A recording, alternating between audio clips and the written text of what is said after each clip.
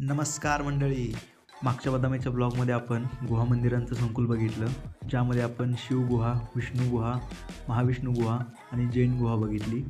आता या ब्लॉगमध्ये आपण बघणार आहोत यल्लम्मा मंदिर, त्यानंतर अगस्त्य तलाव, त्यानंतर आपण म्युझियम बघायला जाणार आहोत आणि त्या म्युझियम शेजारीच असणारा अगस्त्य तलाव व भूतनाथ मंदिर समूह. पार्किंगकडून समोरील बाजूने रस्ता जो गुहेकडे जातो त्याच रस्त्याने पुढे आल्यावर आपल्याला प्रसाधनगृह लागतात. तिथून पुढे आपल्याला इकडे यल्लम्मा टेम्पल किंवा यल्लम्मा देवीच्या मंदिराकडे आपण जाऊ शकतो. आपण चाललेलो आहोत आता.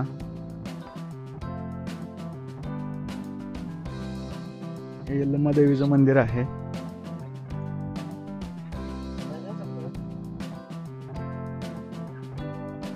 एकदम छोटं मंदिर आहे पण एकदम सुबक आणि कोरीव आणि रचनाची बघाल तर सिमेंट वगैरे वापरलं नाही, फक्त दगडावर दगड ठेवून जे हेमाडपंथी म्हणतात तशी काहीतरी कलाकृती आहे याची. मंदिराकडे आल्यावरती आपल्याला समोर अगस्त्य तलाव दिसतो.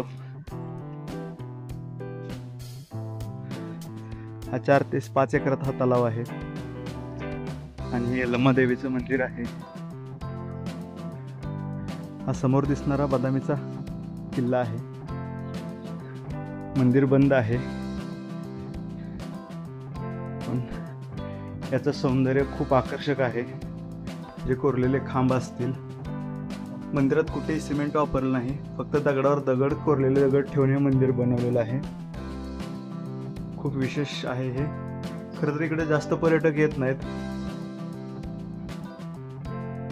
पण बघण्यासारखं मंदिर आहे. खूपच बघू शकता तुम्ही. खूपच आकर्षक आणि कौतुकास्पद असं कोरीव काम आणि गडणावळ्या मंदिराचे आहे. स्तंभावरती सभा मंडप स्थित आहे याचा. मंदिर बंद आहे आता. काही बघणे झालेले अवशेष गोळा करून मंदिराच्या बाहेर ठेवलेत, ज्यावरती सर्पाची शिल्प जास्त आहेत. बहुतांश सगळे तेच आहेत. दरवाजा ही जुनाच आहे पण नंतर त्याला लाकडी दरवाजा आहे, आधुनिक काळात जोडलेला आहे. खूप आकर्षक असं मंदिर आहे. सभा मंडप हे तुम्ही बघू शकता. मंदिर छोटंच आहे पण खूपच आकर्षक आहे. आता आपण यानंतर यल्लम्मा देवीच्या मंदिराकडून समोर आपल्याला भूतनाथ टेम्पल दिसतं, भूतनाथ मंदिर, आणि अगस्त्य तलाव आहे. हा बांधलेला तलाव आहे. दगडावर दगड रचून वगैरे पायऱ्यांची रचना, हे तटबंदीसारख्या तलावाचे कडा बांधून मजबूत केलेले आहे. संपूर्ण तलाव खूप आकर्षक आहेत. पायऱ्या वगैरे सगळ्या रचनात्मक, फक्त दगडावरती दगड रचून बांधलेलं आहे. हे सिमेंट वगैरे काही कुठल्या प्रकारचं वापरलेलं दिसत नाही आहे. प्रशस्त असा 4 ते 5 एकरात हा तलाव पसरलेला आहे आणि समोर हे भूतनाथ मंदिर आहे. हे यल्लम्मा देवीचं मंदिर, समोर हे भूतनाथ टेम्पल आणि अगस्त्य तलाव. याच तलावातून आपण चालत समोरून बदामी किल्ल्याकडे जाऊ शकतो व बाहेरील बाजूने गाडी रस्ताही गेलेला आहे. तिथे तुम्हाला ऑटो रिक्षा किंवा तुमची स्वतःची पर्सनल व्हेकल असेल, 2 व्हीलर, तर ती पण नेता येते. पण आपण चालतच फिरणार आहोत, त्यामुळे आपण आतल्या बाजूने आता तळ्याच्या चाललेलो आहोत. जे भूतनाथ मंदिर आहे इकडे पण आपण चालतच जाणार आहोत. समोर हा बदामीचा किल्ला आहे, इकडे पण जाणार आहोत. एकदम थंड हवा सुटलेली आहे आणि या तलावातून बांधलेल्या पायऱ्यावरून आपण चालत चालत जात आहोत. सहसा कोणी जात नसावं इकडे, पण आम्ही विचारपूस केली तेव्हा आम्हाला समजलं की इकडून चालत जाऊ शकतो आपण, म्हणून आम्ही इकडून चालतच चाललेलो आहोत. यल्लम्मा देवीच्या मंदिराकडून म्युझियमकडे येताना आपल्याला वाटेत हे हनुमंतांचं मंदिर लागतं आणि इथून वरती आपण आता म्युझियम किंवा बदामी किल्ल्याकडे जाणार आहोत. इकडून कोणीच येत नाहीये पण आपण विचारलं तिथं आणि आपण इकडूनच आलेलो आहोत. इकडून तुमची गाडी येते आणि इकडून आपण आता चालत आलेलो आहोत. इथे रस्ता आहे, रस्त्याचा फलक लावलेला आहे जो म्युझियमकडे जाण्याचा बाण आपल्याला दाखवतो. आणि एक सुंदर कलाकृती आपलं म्युझियमकडे जाताना स्वागत करते.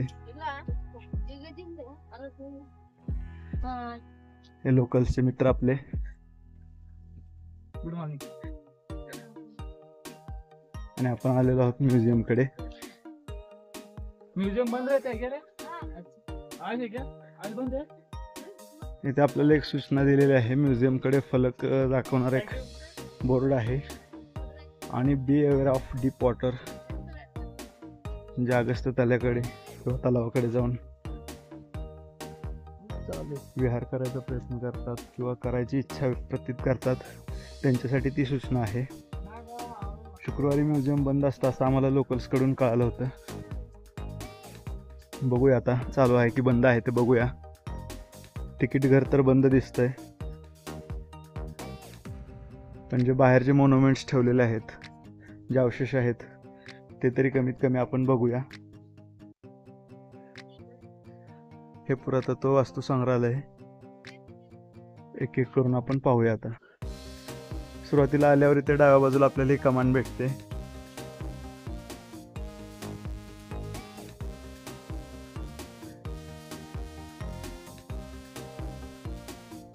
ह्या डाव्या बाजूने जर आपण आतमध्ये गेलो तर हा रस्ता आपल्याला थेट बदामी किल्ल्यावरती घेऊन जातो. शुक्रवार असल्यामुळे म्युझियम अनफॉर्च्युनेटली बंद आहे. अगस्त्य तलावाच्या बाजूने चालत आल्यावरती आपल्याला भूतनाथ टेम्पलकडे जाण्याचा रस्ता भेटतो. इथून आतमध्ये चालत आपण आता भूतनाथ टेम्पलकडे जाऊया. जाताना आपल्याला बरोबरच नागदेवतेंची भरपूर शिल्प असलेलं एक मंदिर लागतं. इथे भरपूर नागदेवतेंची शिल्प आहेत, तुम्ही बघू शकता. वेगवेगळ्या प्रकारे कोरलेली भरपूर अशी नागदेवतेची शिल्प आहेत. हे देवीचं मंदिर आहे.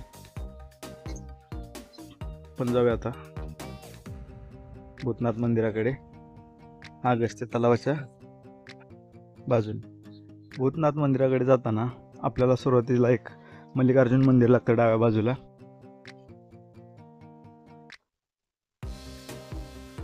मंदिर सुबक साधा आहे. खांब ताशिवानी घडीव आहेत. मल्लिकार्जुनचं मंदिर आहे. द्वारावरती शिल्प कोरलेलं आहे आणि आतमध्ये शिवलिंग आहे. हा सभा मंडप आहे मंदिराचा. भूतनाथ मंदिराच्या समोरील अगस्त्य तलाव, या तलावावरून समोर गेलं की आपल्याला एक छोटं मंदिर लागतं, जे विष्णूंचं मंदिर आहे, जे भगवान विष्णू निद्रावस्थेत आहेत. सर्पावरती नागावरती झोपलेले आहेत आणि लक्ष्मीदेवी खाली पाय चेपतायत, अशी प्रतिकृतीचं शिल्प आतमध्ये कोरलेलं आहे. आणि उजव्या बाजूला शंकर पार्वती आहेत, नंदी आहे, असं शिल्प त्यावरती कोरलेलं आहे. बघू शकता. जवळ जाऊन दाखवतो तुम्हाला. इथून मगाशी आपण खालती आलो होतो.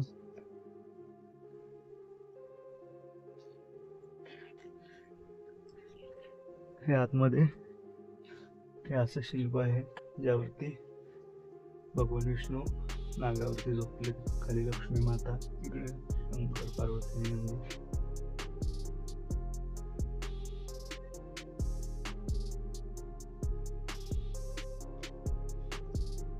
मंदिराकडे जाताना समोर आल्यावर आपल्याला एक कातळ लागतं. त्यामध्ये शिवलिंग कोरलेलं आहे. अशी भरपूर शिवलिंग यामध्ये कोरलेले आहेत. शिवलिंग कोरले, नंदी कोरलेत. त्यानंतर हे विष्णू कोरलेत.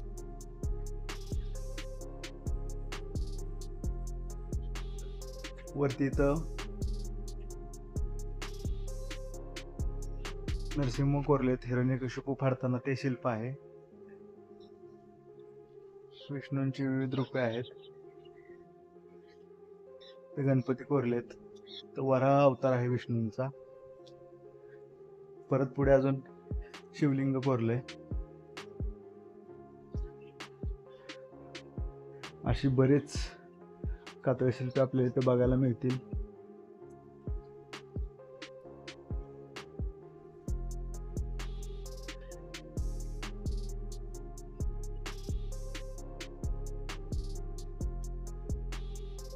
भूतनाथ मंदिराकडे जाताना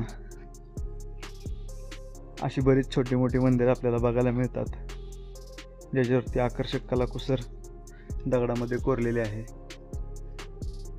दगडामध्ये कोरलेले आहे म्हणण्यापेक्षा दगडामध्ये जीव ओतला आहे असं म्हणलं तरी काय वावगं ठरणार नाही. त्यानंतर हे मंदिराची बांधणी बघू शकता. द्रविडी प्रकारातील हे मंदिराची बांधणी आहे. हेमाडपंथी वगैरे तुम्ही ऐकलं असेल. त्याचप्रकारे द्रविडी बांधणीचे हे मंदिर आहे, जे 6व्या शतकामध्ये याची उभारणी झालेली आहे.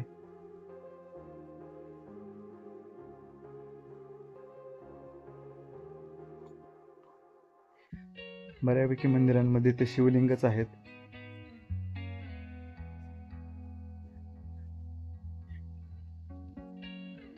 इथे आपल्याला नंदी महाराज आणि एक खंडित झालेलं शिवलिंग बघायला मिळतं. मित्रांनो, आपण जेव्हा इथं लोकल्सला विचारतो किंवा इथल्या गाईड्सला वगैरे विचारतो, ते आपल्याला बोटाने दिशा दाखवून सांगतात की इकडं भूतनाथ टेम्पल आहे, इकडं भूतनाथ टेम्पल आहे. पण ते एक्झॅक्टली टेम्पल आहे की किंवा मंदिरांचा समूह आहे हे आपल्याला कळायला थोडं आल्याशिवाय कळत नाही. तर आता आले की सगळे मल्लिकार्जुन मंदिर म्हणून एक आहे, इकडे शिव मंदिर आहेत. या सगळ्यामध्ये शिवलिंग आणि नंदी आहे. आणि ह्याच्या पाठीमागे एक बुद्धांचं मंदिर आहे किंवा बुद्धांची गुहा आहे. त्यामध्ये बुद्ध बसलेले आहेत आणि त्यांना वार घालणारी एक युवती आहे असं तिथं शिल्प कोरलेलं आहे.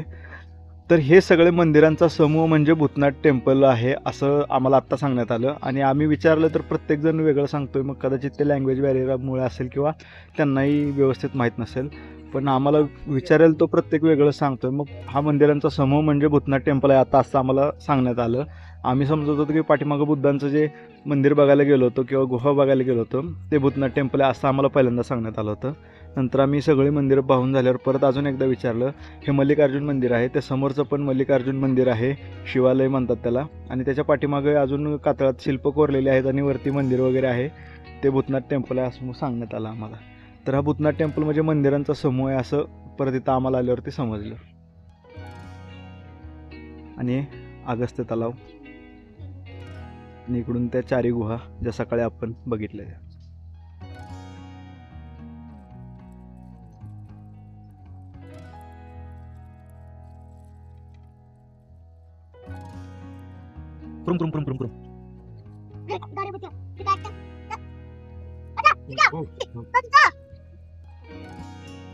व्हिडिओ आवडल्यास नक्कीच लाईक करा, शेअर करा आणि आपल्या चॅनलला सबस्क्राईब करायला विसरू नका.